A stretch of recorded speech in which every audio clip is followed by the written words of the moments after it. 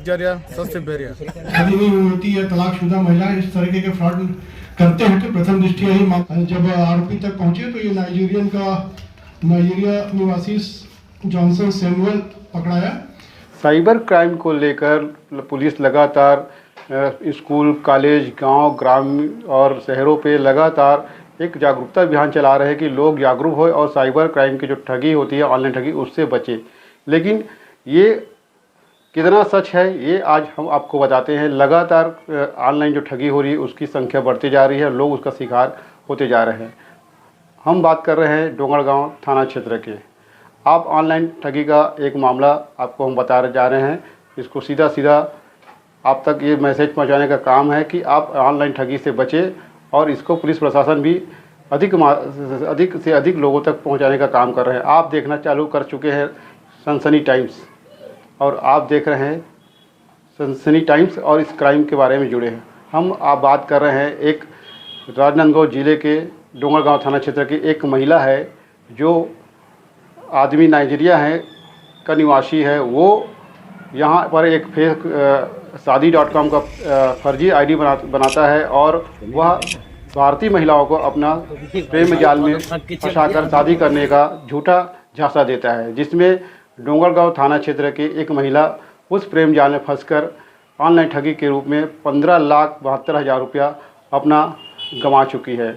Online ठगी इस तरह से हुआ है। नाइजीरिया जो निवासी है जॉनसन सैमुअल, वो दिल्ली में रहता है और एक भारतीय महिला है उसका पूरा सहयोग करती है। उसके लिए फर्जी ID, SIM card, bank passbook सारे चीज़ उस दस्तावेज पर उपलब्ध कराता है और वो नाइजीरिया निवासी दिल्ली के एक कमरे पे बैठकर वो सारा खेल खेलता है। इतने वो आलोक देशपांडे के नाम से एक फर्जी आईडी बनाता है और ना जाने कितने सारे जो नाम है उसके नाम से फर्जी आईडी बनाकर जो भारतीय महिलाओं हैं उनको शादी का झांसा देकर वह अपने प्रेम जाल में फंसाता है और बात करता है कि मैं भारत में आकर वहीं बस कर आप लोग के साथ रहना चाहता हूं। बात होती है जब डोंगरगांव थाना क्षेत्र की महिला से जब बात होती है कि वो भारत आ रहा है और भारत आने के बाद वहाँ एयरपोर्ट में उसकी जो विदेशी मुद्रा होती है उसको बदलने के कारण भारत जो फीस लेती है उस फीस को लेकर वो नाइजीरिया है जो जॉनसन सैमुअल है वो लगातार उस प्रार्थी महिला को फ़ोन करता है, इमोशनल ब्लैकमेल करता है कि मैं भारत आ रहा हूँ और मुझे भारतीय करेंसी की ज़रूरत है और मैं आकर आपका पैसा वापस कर दूंगा और शादी करके यहीं भारत में बस जाऊंगा।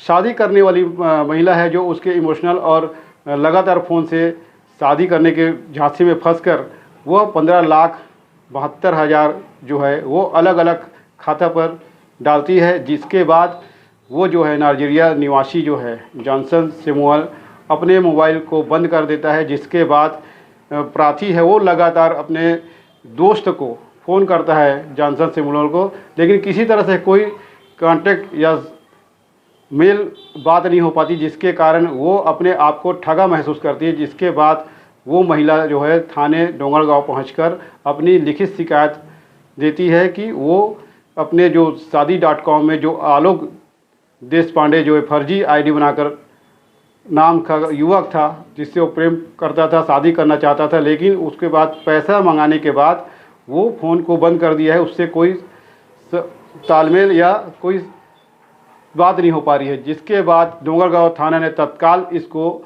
साइबर क्राइम मानते हुए उस पर अपराध पंजीबद्ध कर उसकी जांच पड़ताल पे लग गया। कुछ दिनों के बाद डोंगरगांव थाने और साइबर सेल को एक लीड मिलती है कि जो फ़ोन कॉल से आया था वो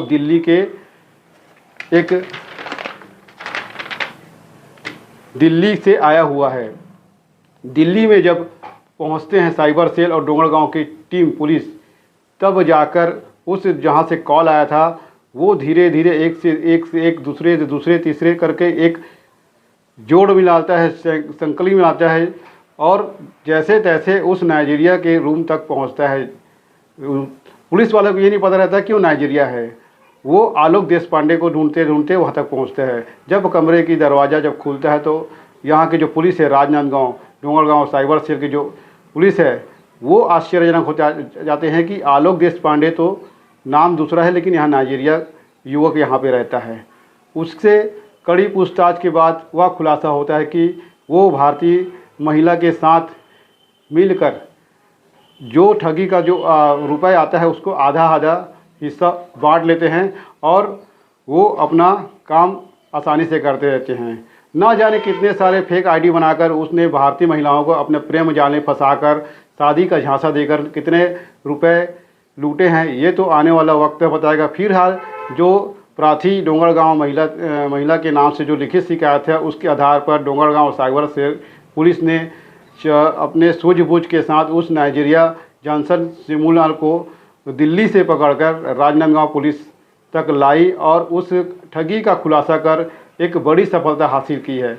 हम आम जनता से यह भी एक गुजारिश करते हैं, निवेदन करते हैं कि आप ऑनलाइन जब ठगी होती है ठगी का शिकार ना बने। पुलिस प्रशासन आप लोग को इतने जागरूकता करने के लिए लगातार अलग अलग जगहों पे स्कूल, कॉलेज, मोहल्ले, गांव ग्राम में जब आपको साइबर सेल की जब जानकारी देते हैं ठगी किस तरह से होती है, कैसे होती है, किस तरह से फ़ोन आता है, तो आप पुख्ता जानकारी रखें और किसी अनजान व्यक्ति से बात करने के लिए या उनसे मेल मिलाप करने के लिए जब पूरी तरह से उसमें जांच कर लें तभी बात करें। और शादी.com के नाम से जो झांसा दे रहे हैं उससे आप बचें, जिससे आम नागरिक को नुकसान होने वाले है वो बच जाएगा। तो ये सनसनी टाइम भी गुजारिश करती है आपकी साइबर सेल के बारे में जो जितनी जानकारी आपको मिल सके ले सके और जांच पड़ताल करके ही आप दोस्ती जारी करें और अपना नुकसान से बचें। थाना क्षेत्र का मामला है। 29 जुलाई को एक प्रार्थी आके शिकायत की थी कि लगभग 15,72,000 रुपये का ऑनलाइन उसके साथ फ्रॉड हो गया है। उसने बताया कि एक व्यक्ति से फेसबुक के माध्यम से उससे परिचय हुआ, अपने को ब्रिटेन का रहने वाला बताया और अपना बिजनेस वो छोड़ के अब जो है भारत आना चाह रहा था। तो एयरपोर्ट पे उसकी जो विदेशी करेंसी थी करीब 85,000 पाउंड, 1 करोड़ रुपए होता है, ये अपने रुपए में कन्वर्ट करेंगे उसको। तो उस समय उसको कस्टम से एक महिला फ़ोन करती है कि आपका ये जो फ्रेंड है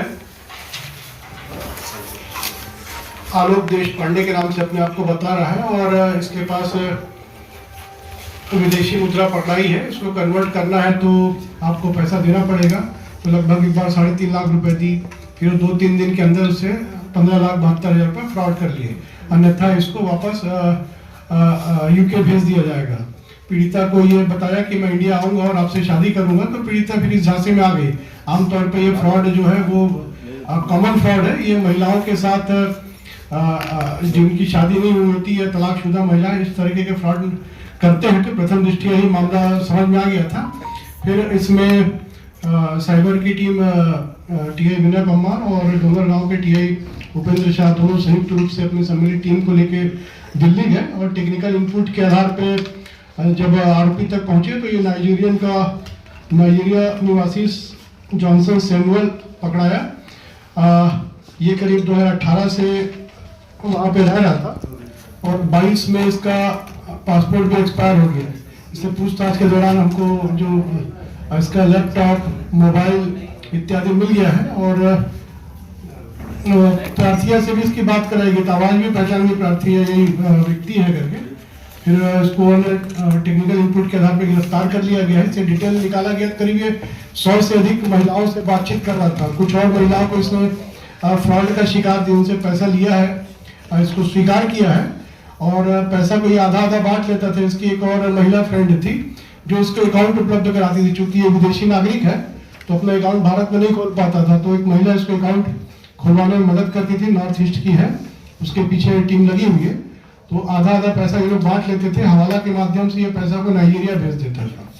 वर्तमान उसको गिरफ्तार कर लिया गया है और इसको नेक्स्ट रिमांड पे फिर जेल भेजा जाता है। में हमेशा पढ़ी लिखी महिलाएं शिकार होती हैं, क्योंकि चूंकि ये इंग्लिश जानकार है, इंग्लिश में ही बात करता था, अपने आप को ब्रिटेन में ही पला बड़ा स्टैंड निकाल रहा है। इसकी टेक्निकल जानकारी को अभी साइबर पोर्टल पर डाला गया है, तो निश्चित रूप से इसके मामले बढ़ेंगे। 2022 से ठगी कारोबार में है पूरा नेटवर्क, अभी जो जानकारी मिली है प्राथमिक रूप से। राशि इसकी जो सेकंड पार्टनर है, ये आधा पैसा जो है अपना नाइजीरिया ये हवाला कर चुका है और इसकी एक महिला पार्टनर और इसके पीछे टीम लगी हुई है, कुछ इनपुट मिल रहे हैं, जल्दी उसकी गिरफ्तारी हो जाएगी। सर विदेशी करेंसी भी तो बरामद हो गई। तो हवाला तो यहीं से किया गया होगा, क्या उस इनपुट पर काम हो रहा है? क्या बोल रहे हैं? नाइजीरिया जैसे इन्होंने भेजा हवाला से, तो इंडिया के थ्रू ही हवाला किया हुआ, तो उसकी उसमें दिल्ली पुलिस से भी संपर्क में हम लोग, दिल्ली पुलिस ने गिरफ्तारी दौरान मदद भी की है, सारी जानकारी उनको भी शेयर की गई है। 29 जुलाई को एक प्रार्थिया जो है वो डोंगरगांव थाने में आके शिकायत दर्ज कराई कि उसके साथ ऑनलाइन फ्रॉड के रूप में लगभग 15,72,000 रुपये की रकम फ्रॉड हुई है, जिसमें तहत जो जानकारी ली गई तो पता चला कि एक Saudi.com में महिला ने एक ऑनलाइन सोशल मीडिया प्लेटफॉर्म से एक व्यक्ति से दोस्ती की जो अपने आप को यूके ब्रिटेन का रहने वाला बताता था और अपना वो पूरा बिजनेस समेट के भारत आने वाला है, और उसकी रकम जो है वहाँ पकड़ा गई है एयरपोर्ट में।